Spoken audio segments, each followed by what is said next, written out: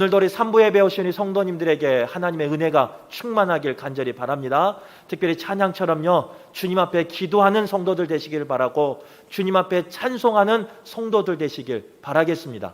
기도하고 찬송할 때 우리에게 선한 열매로 채워주시는 그 복이 덤으로 임하는 우리 성도들 되길 바라겠습니다. 오늘 말씀은 사무엘상 25장의 말씀을 가지고 말씀을 나눌 것인데요, 이 25장의 말씀은 기쁜 소식이 아닌 슬픈 소식으로 말씀을 시작하고 있다는 겁니다. 오늘 25장 1절 말씀 읽지는 않았는데요, 그 말씀에 보면요, 그 슬픈 소식을 뭐라고 전하느냐, 다윗을 이끌었던, 그리고 이스라엘 백성의 영적인 지도자였던 사무엘 선지자의 죽음의 소식으로 25장이 시작하고 있다는 거예요. 하나님께 선택받은 사무엘은 초대 사울 왕을 기름 부어 세운 선지자였습니다. 그리고 두 번째 왕인 다윗에게 하나님의 명령에 따라 기름 부어 왕으로 선택하는 가운데 쓰임받은 선지자가 바로 사무엘 선지자였습니다. 또한 하나님과 단절되어서 교통할 수 없었던 영적인 암흑기 시대에 하나님의 음성을 듣고 하나님의 뜻을 분별하여 하나님의 뜻으로 이스라엘 백성을 다스렸던 선지자가 바로 사무엘 선지자였다는 거예요. 하나님 앞에 귀하게 선하게 쓰임받았지만 언젠가는 하나님 앞에 부름받을 수밖에 없는 연약한 존재인 우리의 삶을 오늘 사무엘 선지자의 죽음을 통해서 말씀하고 있다는 것을 기억할 수 있기를 간절히 바랍니다. 그런데 사무엘 죽음은요, 표면적으로 사사시대가 끝나고 왕정시대로 들어가는 1차적인 메시지가 있지만 그 속에는 숨은 뜻이 있다는 겁니다. 그것은 뭐냐? 이제는 영적인 부모가 세상을 떠나고 나홀로 하나님 앞에 서야 하는 자녀의 모습이 오늘 본문에 기록되어 있다는 거예요. 지금까지는 믿음의 부모가 우리 자녀들을 위해서 기도해 줬어요. 믿음의 부모가 우리의 자녀의 앞날을 위해서 미리 기도로 준비하며 나갔어요. 그래서 자녀들이 삶 가운데 영적으로 분별할 수 있도록, 영적으로 바른 길 걸어갈 수 있도록, 또 육적인 복을 누릴 수 있도록 부모님이 기도해 줬어요. 그러나 그 믿음의 부모는요, 언젠가는 때가 되면, 하나님의 때가 되면 하늘나라에 갈 수밖에 없는 게 우리의 육신이라는 겁니다. 그럴 때 우리는 어떻게 해야 되느냐? 혼란 가운데 있지만, 어려움 가운데 있지만, 슬픔 가운데 있지만 그 부모의 신앙을 본받아 여호와 하나님을 바라보며 여호와 하나님을 의지하면서 살아가야 한다는 것을 오늘 본문은 말하고 있다는 거예요. 그런데 안타깝게도요, 사무엘이 죽은 후에 그 믿음을 이어받고 영적인 분별력을 이어받아야 할 다윗은 그렇지 못한 모습이 오늘 사무엘상 25장에 기록되어 있습니다. 사무엘이 죽자 다윗은요, 영적인 위기가 찾아옵니다. 큰 위기가 있을 때마다 하나님께 묻고 하나님을 의지하며 하나님이 결정한 대로 나아갔던 다윗인데요, 오늘 사무엘이 죽고 나서, 그 영적인 지도자가 죽고 나서 이제 다윗의 모습은 영적인 위기를 맞이하는데, 자신을 민족의 모욕 앞에서 모욕했던 골리앗 앞에서도 다윗은 흔들리지 않았습니다. 또 자신을 죽이려고 했던 사울 앞에서도 그는 흔들리지 않았습니다. 하나님이 함께 하시며 하나님이 나를 도와주시며 하나님이 모든 삶 가운데 승리하여 주실 것이라는 그 믿음을 가지고 살았었는데, 오늘 말씀해 보면요, 다윗이 흔들려 버려요. 다윗이 어떻게 흔들리느냐?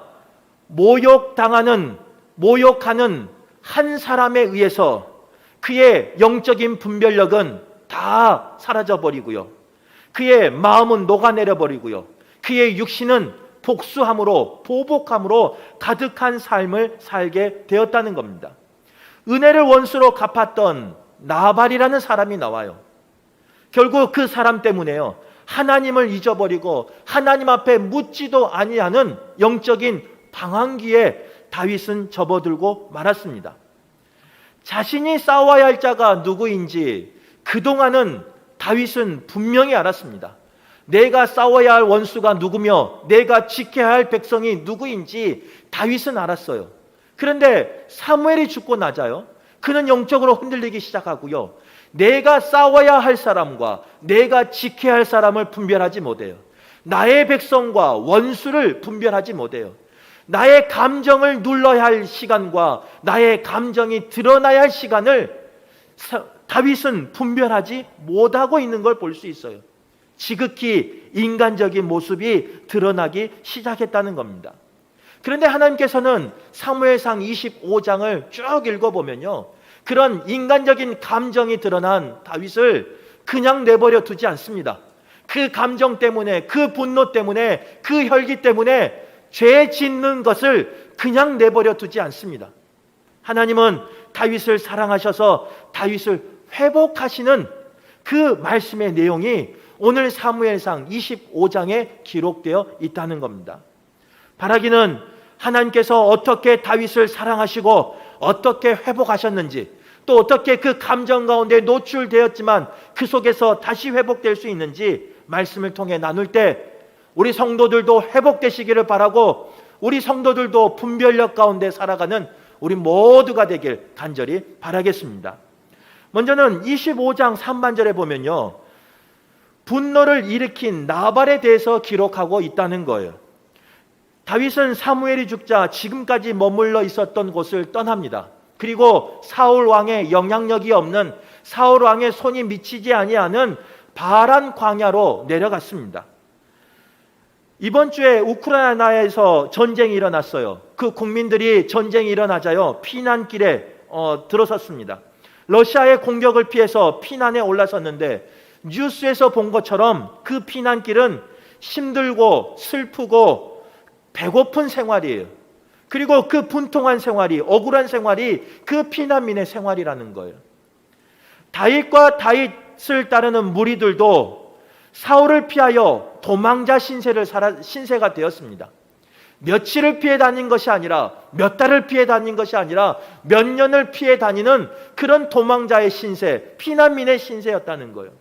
아마 그 삶은요, 힘들고 두렵고 배고픈 삶이었을 겁니다. 그런데도 불구하고 다윗은 그 힘들고 두렵고 배고픈 생활 가운데 그래도 하나님의 뜻을 따라 살았습니다. 이웃의 것을 탐하지 아니하였어요. 그래서 오늘 본문을 읽어보면요, 나발의 그 목자들의 양이 있었음에도 불구하고 그 양을 배고픈 생활 중에서도 건들지 않습니다. 더 나아가 배고프고 힘들고 두려운 상황임에도 불구하고, 자기들도 쫓기는 상황임에도 불구하고 그 나발의 목자들의 양을 지키며 그 모든 위협으로부터 지켜주는 삶을 다윗과 그 따르는 백성들이 했다는 거예요. 한번 생각해 보세요. 내가 그 피난길 가운데, 내가 그 도망자 생활 가운데 배가 고파요. 지쳤어요. 무서워요. 내일을 소망할 수 없는 상황이에요. 그런데 누군가를 생각한다? 절대로 쉬운 게 아니에요. 하지만 다윗과 다윗을 따르는 그 무리들은요, 다른 사람들을, 이웃을 생각하며 그들을 지키며 그들을 보호하며 그들과 함께 공생한 것을 볼 수 있습니다. 그런데 어느 날 이제 그 지켰던 양들이 털을 깎는 날이 되었던 거예요. 털이 깎는 날이 되어서 그 잔치가, 그 축제의 날이 되니까요, 다윗이 그동안은 참았지만 이제는 그 나발에게 정중히 부탁했어요. 그동안 우리가 지켜주었고 함께 하였으니까 우리에게 축제의 날이니까, 먹을 것이 많으니까 우리에게 좀 나누어 달라, 이렇게 나발에게 요청한 이야기가 오늘 25장의 이야기입니다. 그런데 나발은요, 그 간곡한, 그 정중한 요청을, 그 부탁을 거절해 버립니다. 분노를 일으킨 나발은 그럼 어떤 사람인가? 오늘 성경 본문에 보면요, 2절에 심히 부하다라고 그를 소개하고 있어요. 여러분, 부자가 나쁜 거예요? 부자가 죄인이에요? 그렇지 않아요. 부자는요, 그냥 되는 게 아니에요. 하나님이 은혜를 주시고 하나님이 지켜주셔서 하나님이 공급하여 주셔서 부자가 되는 거예요. 오늘 말씀에 심히 부자, 그들은 더 그런 사람이에요. 그런데 그들이 심히 부자임에도 불구하고 왜 성경은 그를 분노를 일으킨 사람으로 고백하느냐? 11절 말씀 때문에 그럽니다. 11절의 말씀에 보면요, 자신만 아는 이기적인 사람으로 나발을 소개하고 있습니다. 그는 부자였어요. 그는 하나님 주신 그 심이 많은 재물을 가지고 있었어요. 재력을 가지고 있었어요. 그런데 그것을 함께 쓰는 것이 아니라, 나에게 주신 것을 흘려보내는 것이 아니라 나만을 위해서 썼다는 거예요. 그리고 3절의 말씀에 보면요, 나발을 어떻게 소개하느냐? 완고하고 행실이 악한 사람이다, 이렇게 소개하고, 17절 말씀에 보면 불량하여 말을 섞을 수 없는 사람이라고 소개하는 걸 볼 수 있습니다. 이러한 어리석은 사람의 말과 행동은, 표현은 때로는 누군가를 분노케 한다는 거예요. 오늘 10절과 11절의 말씀에 보면요, 다윗의 청을 거절한 데서 끝나지 않았습니다. 나발은 다윗을 무시해버렸습니다. 더 나아가 다윗의 아버지를 모욕했습니다. 그리고 다윗을 주인에게서 도망친 노예라는 정도로 취급해버려요. 그리고 멸시해버려요. 고대 근동의 풍습을 보면요, 다윗이 살았던 그때 그 지역의 풍습을 보면 1년에 적어도 2번은 축제의 날이 있었습니다. 물론 하나님 앞에 예배 드리는 날 말고요. 그 중에 하나는 어떤 날이냐? 추수하는 날이에요. 추수하는 날은요, 축제의 날이었어요. 그래서 과부나 가난한 자나 이방인이나 나그네나 객이나 모두가 그날은 먹을 수 있는 날이었습니다. 이스라엘의 풍습에서는 자신의 땅이라 그래서 모든 곡식을 추수하지 않아요. 내 귀퉁이를 남겨놔요. 나그네를 위해서, 이방인을 위해서, 과부를 위해서, 가난한 자를 위해서 내 땅이지만 귀퉁이를 남겨놔서 그들을 먹게 했습니다. 또한 추수하다가 떨어진 이삭을 줍지 않았어요. 그 떨어진 이삭은요, 가난하고 힘없는 어린아이, 여인들을 위해서, 이방인을 위해서, 나그네를 위해서 남겨두었어요. 그래서 적어도 추수하는 날은요, 그들은 내 땅이 없어도, 내가 가진 것이 없어도, 내가 힘이 없어도, 내가 연약해도 먹을 수 있는 날이었습니다. 또 하나의 축제의 날이 있는데요, 목자들이 털을 깎는 날이 바로 그 날이에요.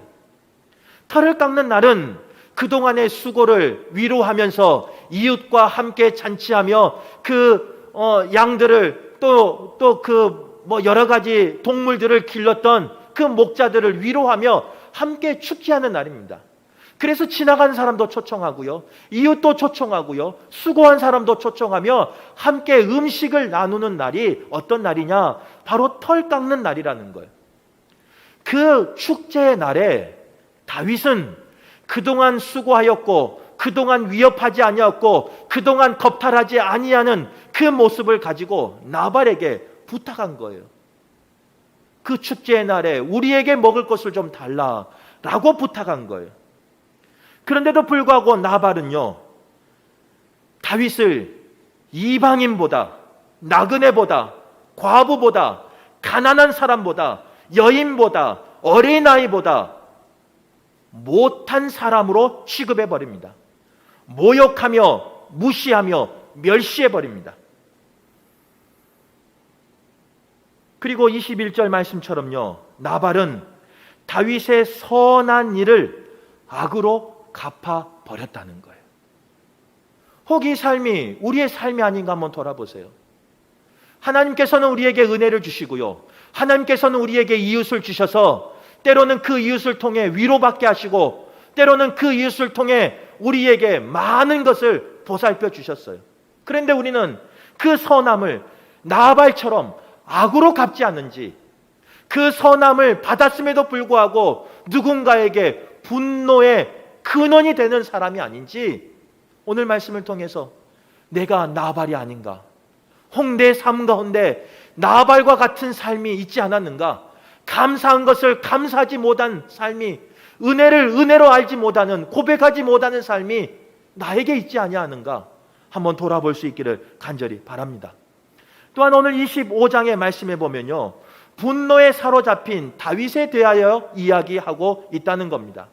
선을 악으로 갚는 나발의 모욕과 무시에 다윗은 감정에 사로잡혀 버립니다.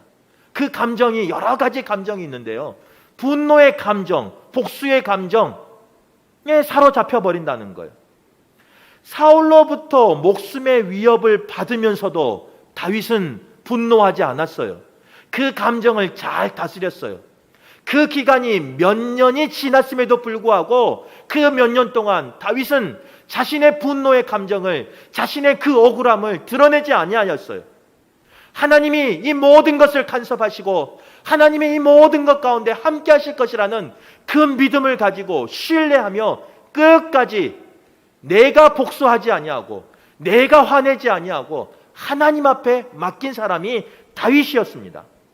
그런데 오늘 본문에 보면요, 나발에게 모욕당하고 무시당하자 다윗은 참지 못했어요. 분노하기 시작해버렸어요. 그리고 다윗은 결단하며 결정하며 실행하여서 칼을 차고 400명을 이끌고 나발을 향해 보복하며 복수하러 내려가는 상황이에요. 하나님의 영이 임한 선지자가 죽고 나니까 그 삶 가운데 분별력이 사라지고 결국은 그는 감정을 주체하지 못하고 그 분노를 주체하지 못하고 하나님의 사람임에도 불구하고 하나님이 기름 부어 선택한 사람임에도 불구하고 이런 감정에 노출되어서 인간적인 모습을 보이고 있다는 겁니다. 다윗이 나발에 대한 감정은요, 오래된 감정이 아니에요. 몇 년 묵은 감정이 아니에요. 적어도 몇 달 묵은 감정이 아니에요. 순간적인 그 분노에 사로잡혔기 때문에 다윗은 그 순간적인 분노에 하나님 앞에 묻지 아니하고 하나님 앞에 기도하지 아니하고 하나님을 의지하지 아니하고 결정을 내려서 결국은 같은 민족을 죽이려고 하는 그 인간적인 모습을 보이고 있다는 거예요. 조금 전까지만 해도 자기를 괴롭혔던 사울 앞에서 적인지 원수인지 아니면 나의 가족인지 분별했던 다윗이에요.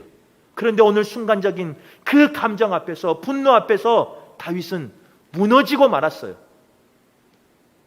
우리의 감정이 그렇게 무서운 거예요. 하나님의 사람일지라도요, 하나님이 선택한 사람일지라도 그 분노의 감정은 단시간에, 순간에, 찰나에 그 사람의 영을 삼켜버립니다. 그래서 분별치 못하도록 합니다. 그 사람의 마음을 잡아먹어버립니다. 그래서 그 마음에 혈기가 가득하게 하고 분노가 가득하게 하고 복수로 가득하게 그 마음을 채워버립니다. 또 거기서 끝나지 않아요. 육을 먹어버려요. 그래서 사람을 살리는 데 쓰임받아야 할 그 영혼이, 그 육신이, 그리고 백성을 지켜야 하는 데 쓰임받아야 할 그 육신이 누군가를 죽이며 누군가를 죽이기 위해서 병사를 모아 출정하는 그런 사람으로 변해버리게 만든다는 거예요. 그러게 감정이 무서운 거예요. 다윗이 왜 이런 감정에, 이런 분노에 분노하게 됐을까? 조금 전에 살펴본 것처럼요, 나발 때문이라는 거예요. 다윗은 정중하게 부탁했습니다. 예의를 갖추어서 부탁했습니다. 축복하며 부탁했습니다. 축복할 때 어떻게 축복했냐면요, 개인을 놓고 축복했어요. 그 가족을 놓고 축복했어요. 그 소유물을 놓고 축복했어요. 그러면서 정중하게 부탁했어요. 그런데 나발은 무시와 모욕과 멸시를 하며 그 무시와 모욕과 멸시를 당한 다윗은 분노하고 말았다는 거예요. 다윗의 모습이 우리의 모습이에요. 누군가 나를 안 건들면요, 참 착한 사람이에요. 누군가 나를 긁지 않으면 우리는 양 같은 사람이에요. 순한 양 같아요. 그런데 누가 꼭 건드려요. 내 주위에 나발 같은 사람이 있어요. 그래서 나를 분노케 하고 나를 건드는 사람이 있어요. 그러기에 우리가 화를 내는 거 아니겠습니까? 그러나 주의하셔야 돼요. 거기에 넘어가면 안 돼요. 이웃교회에서 이제 우리 여기 지역 말하는 거 아니에요? 여러 한국교회에서 들리는 소식이, 여러 소식이 있는데요, 좋은 소식도 있습니다. 그러나 나쁜 소식도 있어요. 그 소식을 듣다 보면요, 성도들이 분노할 때가 있습니다. 성도들이 분개할 때가 있어요. 그런데 그걸 자세히 들어보면 누가 나발로 쓰임 받느냐? 많은 목회자들이 나발처럼 쓰임 받을 때가 있어요. 순한 양 같은 성도들을, 하나님의 자녀들을 속을 긁고 마음을 긁어서 목회자가 나발이 되어서 성도들을 분노케 하는 그런 교회가, 그런 목회자가 있습니다. 바라기는 제가, 우리 교회가 그런 목회자가 없기를 간절히 바랍니다. 목회자만 그런 거 아니에요. 어떤 교회 보면요, 성도들이 나발이 되어서요, 목회자를 분노케 하고 목회자를 영성을 흐트려버리고 분별력을 못하게 하는 그런 교회도 있다는 거예요. 우리 교회가 그런 교회 되지 않기를 간절히 바라겠습니다. 그런데 중요한 건 이거예요. 건드려도 긁어도 감정을 드러내지 않는 사람이 성숙한 신앙입니다. 질문 하나 할게요. 우리 착한 우리 성도님들이 김수철 목사를 건들면, 긁으면 김수철 목사는 분노할까요? 안 할까요? 늘 정답을 말하셔야 된다니까요. 우리 속 이야기는 다 아는데 이게 지금 녹음이 녹화가 되잖아요.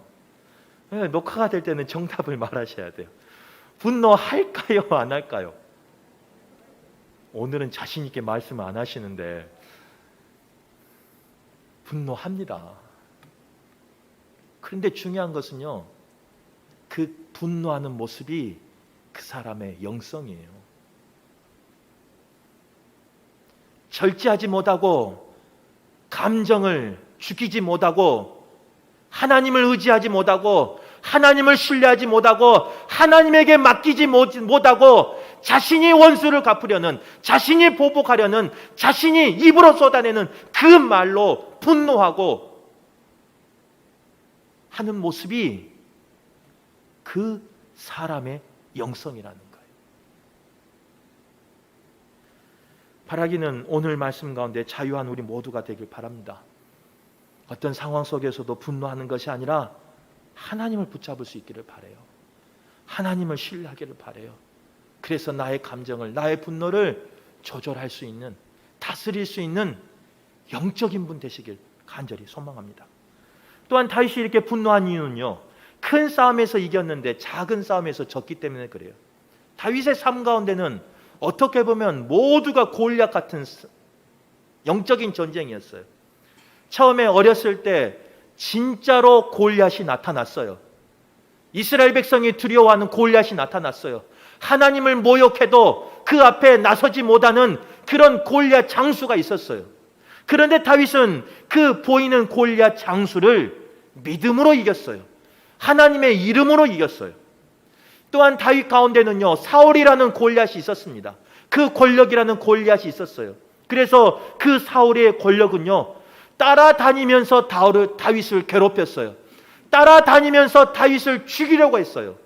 그런데도 불구하고 다윗은 하나님이 모든 것을 이기시고 모든 것을 간섭하시고 모든 상황 속에서 섭리하신다는 그 믿음으로 사울이라는 골리앗을 이겼어요. 그런데 그 모든 큰 전쟁에서 이긴 다윗이 오늘 본문에 보면요, 감정이라는 작은 골리앗에 쓰러지고 말한 거예요. 분노라는 작은 골리앗에 쓰러지고 만 거예요. 우리의 삶 가운데도 때로는 큰 광풍이 일 때가 있습니다.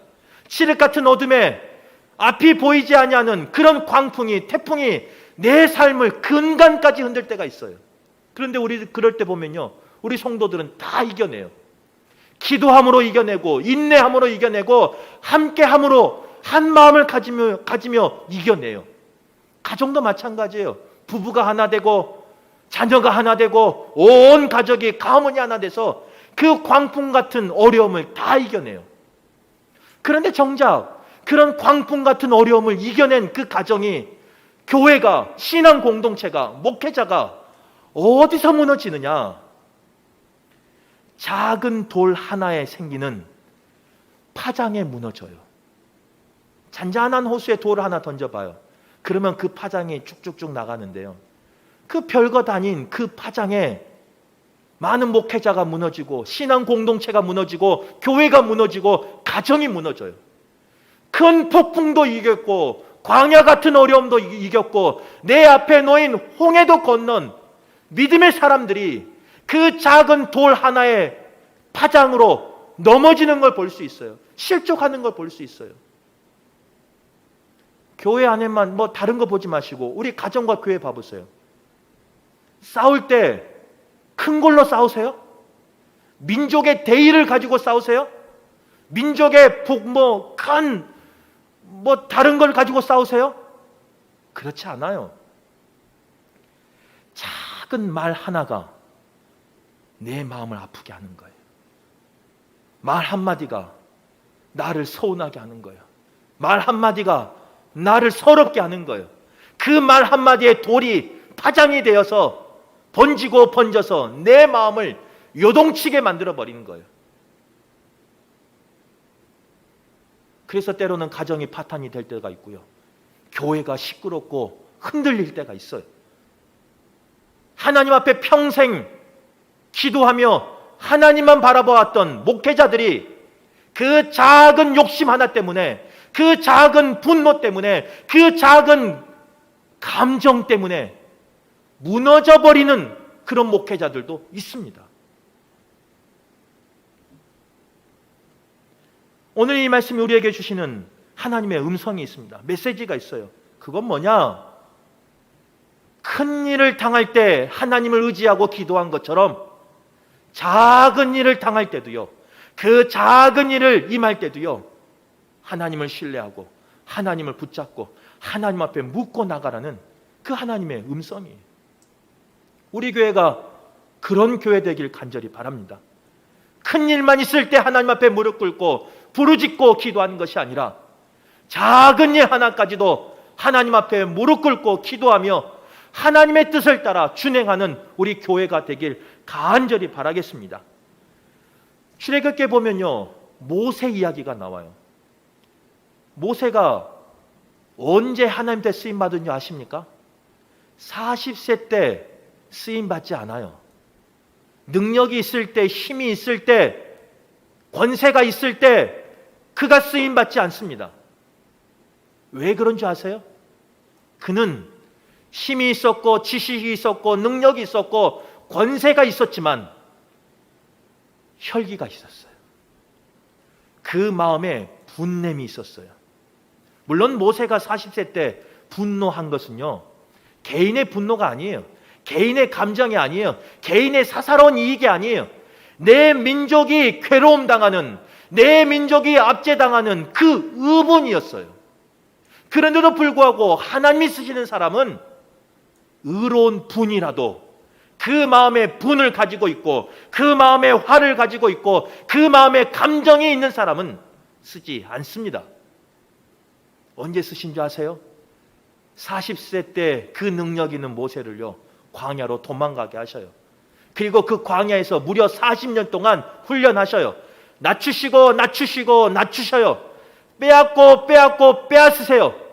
그래서 다윗, 이제 모세가 나는 아무것도 할 수 없습니다, 그런 늙은입니다 라고 고백할 때 그제서야 주님은, 하나님은 그 모세를 들어쓰세요. 그 10년 가운데 화가 다 사라질 때, 그 10년 가운데 감정이 다 없어질 때 하나님은 들어쓰신다는 거예요.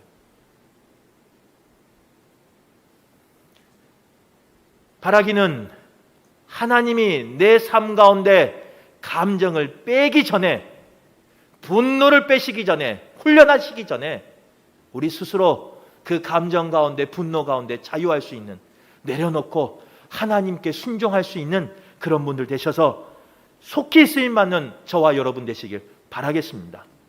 세 번째로, 오늘 본문에 보면요, 분노를 지혜로 다스린 아비가일이라는 여인이 나옵니다. 오늘 아비가일은요, 3절에 뭐라고 고백하느냐, 그 여인을 이렇게 소개하고 있어요. 그는 총명하고 아름다운 여인이라, 이렇게 소개합니다. 어제도 결혼식이 이제 두 곳이 있었는데요, 신부를 보니까 참 예쁘고 귀여워요. 아유, 죄송한 이야기지만 이 결혼을 다시 하고 싶을 만큼 그렇게 신부들이 예쁘고 귀여워요. 항상 결혼식 가면 그런 것 같아요. 그런데 이제 그 주례하신 목사님이 이런 말씀을 하시더라고요. 외적인 외모는 이 정도는 됐으니까 내적인 아름다움을 갖기 위해서 노력하라, 이렇게 말씀하시더라고요. 참 맞는 말이에요. 아마 그 결혼식을 위해서 그 신부들은요 몇 날을 굶었을 거예요. 웃으신 분들은 경험해서 내 이야기처럼 들리니까 그러신 거고, 아마 신랑도 그랬을 거예요. 아름다운 모습을 보이기 위해서 그렇게 노력했어요. 그런데 이제 결혼하고 나면요, 그 아름다운 겉모습보다는 내적인 아름다움을 위해서 살으라는 거예요. 바로 그 모습을 가진 여인이 누구였느냐? 오늘 아비가일 여인이라는 거예요. 여자는 총명하고 용모가 아름다우나, 남자는 이제 그렇지 않다는 거죠. 아름다움이라는 것은요, 외적인 예쁨과 귀여움만 말하는 게 아니에요. 그 내적인 모습도 성숙하고 내적인 모습도 아름답게 예쁘게 되었을 때 아름다움이라고 표현하는 거예요. 그 총명하고 아름다운 여인은요, 이제 분노가 가득 차서 나발을 죽이며 그 가문을 죽이려고 하는 살인하려고 하는 다윗을 급히 찾아갑니다. 그리고 다윗에게 이렇게 말합니다. 나발의 죄를 나의 죄로 돌리면서 고백해요. 나발이 죄를 지었는데 이게 나의 죄라는 거예요. 내 남편이 죄를 졌는데 이게 나의 죄라는 거예요. 대부분 사람들은요, 누가 죄를 지으면 나는 의인이라고 하면서 선을 그어버립니다. 넌 죄인, 난 의인. 그런데 오늘 이 지혜로운 아름다운 총명한 여인은 너의 죄가 나의 죄라, 이렇게 고백하면서 다윗에게 용서를 구하고 있어요. 더 나아가 다윗을 주인이라고 고백하고요, 다윗에게 원소 갚는 일은 하나님께 맡겨라 라고 이야기를 합니다. 더 나아가 하나님이 지키실 것이며 하나님이 갚으실 것이며 하나님이 세우실 것이다, 이 말로 다윗에게 그 분노를 삭히는 지혜로운 말들을 계속하는 걸 볼 수 있어요. 그래서 오늘 본문 24절에서 31절에 보면 여호와께서라는 말을 이 아비가일이 계속해서 다윗에게 이야기하고 있습니다. 분노에 차 있는 여호와 하나님을 잃어버렸던, 그 감정으로 분별력을 잃어버렸던 다윗에게 총명하고 아름다운 여인 아비가일은 여호와께서 선택했다는 거예요. 당신은 여호와의 소명받고 사명받은 사람이라는 거예요. 당신은 여호와의 자녀라는 거예요. 그래서 절대로 복수하는 그 실수를 하지 말라는 거예요. 하나님이 복 주시는데 그 복 주시는 길 앞에 흠을 남기지 말라는 거예요. 그러면서 여호와께서 무려 6번이나 반복하고 있어요. 다윗은 감정 때문에 여호와 하나님을 잃어버렸어요. 그런데 지혜로운 여인은 아비가일은 그 다윗에게 여호와를 계속 이야기하면서 하나님의 형상을 회복하라는 거예요. 오늘 말씀 듣는 우리 성도님들이 그런 복이 있기를 간절히 바랍니다. 그런 축복이 있기를 간절히 바랍니다. 때로는 내가 감정에 쌓일 때가 있어요. 목사인데도 감정에 쌓일 때가 있어요. 직분자인데도 감정에 쌓일 때가 있어요. 부모일 때도 감정에 쌓일 때가 있어요. 자녀임에도 불구하고 감정이 쌓일 때가 있어요. 그러나 그때 감정이 쌓여서 분별하지 못할 때, 감정이 쌓여서 실수하려고 할 때, 감정이 쌓여서 모든 것을 망치려고 할 때 아비가일 같은 지혜로운 사람을 만날 수 있기를 바랍니다. 그래서 잃어버렸던 여호와 하나님을 만나고 여호와 하나님을 신뢰하고 여호와 하나님을 동행할 수 있는, 그래서 회복하는 우리 성도들 되길 바랍니다. 그런데 여기서 멈추면 안 돼요. 한 가지 더 나아가야 돼요. 내가 우리의 가정에서, 우리의 교회에서, 이 민족 가운데 아비가일 같이 쓰임받기를 간절히 소망합니다. 내 남편이, 내 아내가 감정에 쌓여서, 내 자녀가 감정에 쌓여서 실수하려고 할 때, 실족하려고 할 때, 넘어지려고 할 때, 하나님의 형상이 뭉그러졌을 때 잔소리로 그 사람을 깨우는 것이 아니라 더 망치는 사람이 아니라 아비가일 같은 지혜로운 사람이 내가 되어서 남편을 살리고 아내를 살리고 우리 자녀를 살리고 우리 후손을 살리는 그런 분이 오늘 예배하는 모든 분 되셔서 가정을 살리고 교회를 살리고 민족을 살리는 데 쓰임받는 저와 여러분 되시길 간절히 바라겠습니다.